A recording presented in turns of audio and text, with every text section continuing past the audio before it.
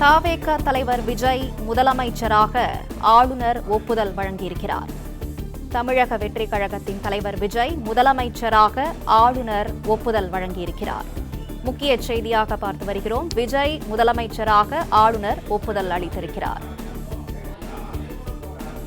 2 மணி நேரமாக ஆளுநருடனான சந்திப்பு நடைபெற்றது. இந்நிலையில் தற்போது அதிகாரப்பூர்வமாக அறிவிப்பு வெளியாகியிருக்கிறது. விஜய் முதலமைச்சராக ஆளுநர் ஒப்புதல் அளித்திருக்கிறார். தமிழக வெற்றிக் கழகத்தின் தலைவர் விஜய் நாளை முதலமைச்சராக பதவியேற்கிறார். இந்நிலையில் விஜய் முதலமைச்சராக ஆளுநர் ஒப்புதல் வழங்கியிருக்கிறார். விஜய் ஆட்சி அமைக்க ஆளுநர் அர்லேக்கர் அழைப்பு விடுத்திருக்கிறார். மேலும் விவரங்களை செய்தியாளர் மாணிக்கம் வழங்க கேட்கலாம். மாணிக்கம், தற்போது ஆளுநர் தரப்பிலிருந்து தவேக தலைவர் விஜய்க்கு அழைப்பு விடுக்கப்பட்டிருக்கிறது. இது தொடர்பாக மேலும் சொல்லுங்கள். அதிகாரப்பூர்வமாக தமிழ்நாட்டின் முதலமைச்சர் என்ற பொறுப்புக்கு வருகிறார் தமிழக வெற்றிக் கழகத்தினுடைய தலைவர் விஜய். நாளை தினம் அவருக்கு முதலமைச்சராக பொறுப்பேற்பதற்கான விழா ஏற்பாடு செய்யப்பட்டிருக்கூடிய நிலையில் தமிழ்நாடு முதலமைச்சராக பொறுப்பேற்பதற்காக ஆளுநர் அர்லேக்கர் தமிழக வெற்றிக் கழகத்தினுடைய தலைவர் விஜய்க்கு அழைப்பு கொடுத்ததனுடைய அதிகாரப்பூர்வ கடிதம் வெளியாகி இருக்கிறது. ஆளுநருக்கு இருக்கக்கூடிய இந்திய அரசியலமைப்பு கொடுத்திருக்கக்கூடிய அதிகாரம் ஆர்டிகல் 164 என்பதனுடைய படி விஜய் அவர்களை தமிழ்நாடுடைய முதலமைச்சராக நியமித்து ஆளுநர் அவர்கள் உத்தரவு பிறப்பித்திருக்கிறார். இதனை நாளை தினம் அவர் உரிய முறையில பதவி ஏற்பார். இன்றைய தினமே அவர் முதலமைச்சராக நியமிக்கப்பட்டிருக்கிறார். நாளை தினம் முதலமைச்சராக பொறுப்பேற்பார். அதற்கு பிறகான நாட்களில் தான் முதலமைச்சராக இருக்கக்கூடிய சட்டப்பேரவைக்கான பெரும்பான்மையை சட்டப்பேரவையில நிரூபிப்பார். இது வழக்கமான நடைமுறை. தற்பொழுது அதிகாரப்பூர்வமாக தமிழக வெற்றிக் கழகத்தினுடைய தலைவர் விஜய் ஆளுநரால் முதலமைச்சராக நியமிக்கப்பட்டிருக்கிறார். தனக்கு இருக்கக்கூடிய 120 சட்டமன்றங்களுடைய ஆதரவு கடிதத்தை கொடுத்ததன் மூலமாக விஜய் இந்த பொறுப்புக்கு வந்திருக்கிறார். தமிழ்நாட்டினுடைய 17வது சட்டப்பேரவையுடைய முதலமைச்சர் விஜய் என்ற அந்தஸ்தை தற்போது பெற்றிருக்கிறார். அந்த பொறுப்புக்கு அவர் வந்திருக்கிறார். நாளை தினம் முறையான அரசுக்கான மரியாதைகளுடான ஒரு பதவியேற்பு விழா நடைபெற இருக்கிறது.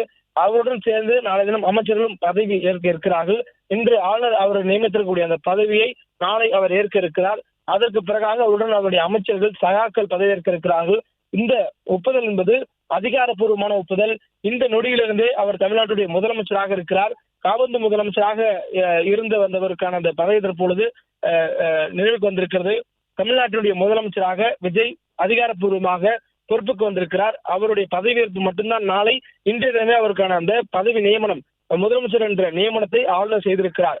ஆளுநருக்கு மக்களால் தேர்ந்தெடுக்கப்பட்டிருக்கக்கூடிய சட்டமன்ற உறுப்பினருடைய விவரங்களை ஆளுநருக்கு முறையே தமிழ்நாட்டினுடைய தேர்ந்தெடுத்தும் அதிகாரி அந்த கடிதத்தை கொடுத்திருப்பார். தமிழ்நாட்டினுடைய 234 சட்டமன்ற தொகுதிகளுக்கும் தேர்ந்தெடுக்கப்பட்டிருக்கக்கூடிய சட்டமன்ற உறுப்பினர்கள் யாருக்கு அந்த கடிதங்களை தேர்தல் நடத்தும் அதிகாரிகள் கொடுத்திருக்கிறார்கள் என்ற விவரங்கள் அடங்கிய மொத்த கோப்பையும் ஆளுநருக்கு தமிழ்நாட்டில் தேர்தல் நடத்தக்கூடிய தலைமை அதிகாரி வழங்கியிருப்பார்.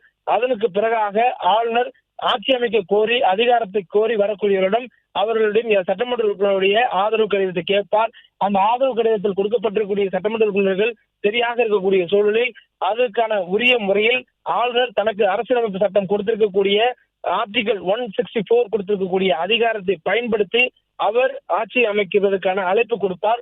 முதலமைச்சராக நியமிப்பார். அந்த வகையில தமிழ்நாடு முதலமைச்சராக 17வது சட்டப்பேரவையுடைய முதலமைச்சராக விஜய் அவர்களுக்கு அந்த பதவிக்கு அவரை நியமிப்பதாக ஆளுநர் அர்லேக்கர் அவர்கள் அறிவிப்பு செய்திருக்கிறார். அந்த ஆணையை பிறப்பித்திருக்கிறார். நாம பார்க்கக்கூடியது அந்த ஆணை. ஒருபுறம் விஜய் அவர்களுக்கு அவர் கொடுத்திருக்கக்கூடிய அந்த காட்சிகளை பார்க்கிறோம். விஜய் அவர்கள் ஆளுநரிடம் ஆதரவு கடிதம் கொடுத்ததுக்கு பிறகாக அவருக்கு ஆளுநர் கொடுத்திருக்கக்கூடிய அந்த ஆணையை நம்ம பார்க்கிறோம். முதலமைச்சராக நியமித்து கொடுத்திருக்கக்கூடிய ஆணையை பார்க்கிறோம். அது ஒரு காட்சி. மறுபுறம் ஆர்டரில் இருக்கக்கூடியது அவர் கொடுக்கப்பட்டிருக்கூடிய அந்த ஆணையை பார்க்கிறோம். தமிழ்நாட்டினுடைய தேர்தல் நடத்தை விதிமுறைகள் திரும்ப பெறப்பட்டிருக்கக்கூடிய சூழலில் ஆளுநர் தனக்கு இருக்கக்கூடிய அதிகாரத்தை பயன்படுத்தி ஆணையை வெளியிட்டிருக்கிறார். முதலமைச்சராக அவர் பொறுப்பேற்றதுக்கான ஆணையை தற்பொழுது ஆளுநரிலிருந்து பெற்றுக்கொண்டு முகமகிழ்ச்சியோடு அகமகிழ்ச்சியோடு இல்லம் நோக்கி தமிழ்நாட்டினுடைய முதலமைச்சர் ஜோசப் விஜய் அவர்கள் அவர் இல்லத்துக்கு சென்றிருக்கிறார். தமிழக வெற்றிக் கழக தலைவராக இருக்கக்கூடிய நிலையிலிருந்து முதலமைச்சர் என்ற பொறுப்புக்கு அவர் மாறியிருக்கிறார். பிளே ஸ்டோர் மற்றும் ஆப் ஸ்டோரில் இருந்து பாலிமர் செயலியை QR கோடு மூலம் பதிவிறக்கம் செய்யுங்கள். செய்திகளை உடனுக்குடன் பெறுங்கள்.